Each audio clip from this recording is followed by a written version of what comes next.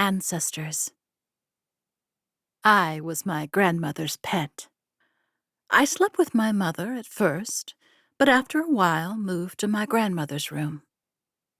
It was the only room in the house with a charcoal foot warmer built into the floor, and as soon as the weather turned cold, my sister and I snuggled under the quilt on top and asked her to tell us stories.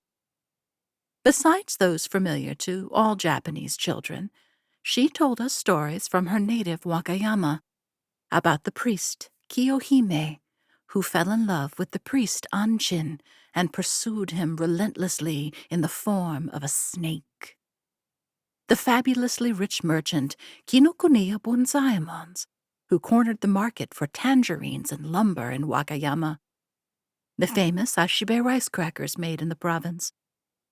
She also talked about Shirahama, Kumano Shrine, the waterfall at Nachi, and other scenic sites. But she most often told the story about Miura Daisuke, the warrior in the children's counting song who lived until he was 106. At the end, she invariably said, "Miura Daisuke is our ancestor, and that's why we all live so long in this family. The two of you are going to live until 100, do you hear? And I intend to live just as long, too." As I mentioned, she lived until she was 84. As I later found out, my grandmother's story about our ancestry was not altogether nonsense. According to the family genealogy in my possession, our ancestor, Miura Daisuke Yoshiaki, was a warrior based in Miura, Sagami Province during the 12th century.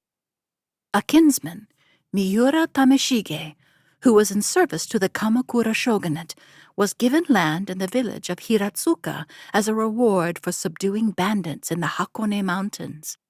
This is the source of our family name.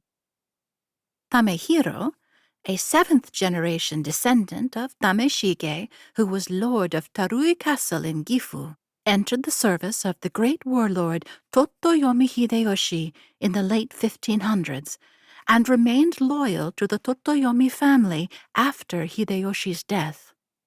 Killed in the epic battle of Sekigahara in 1600, he left behind a farewell poem.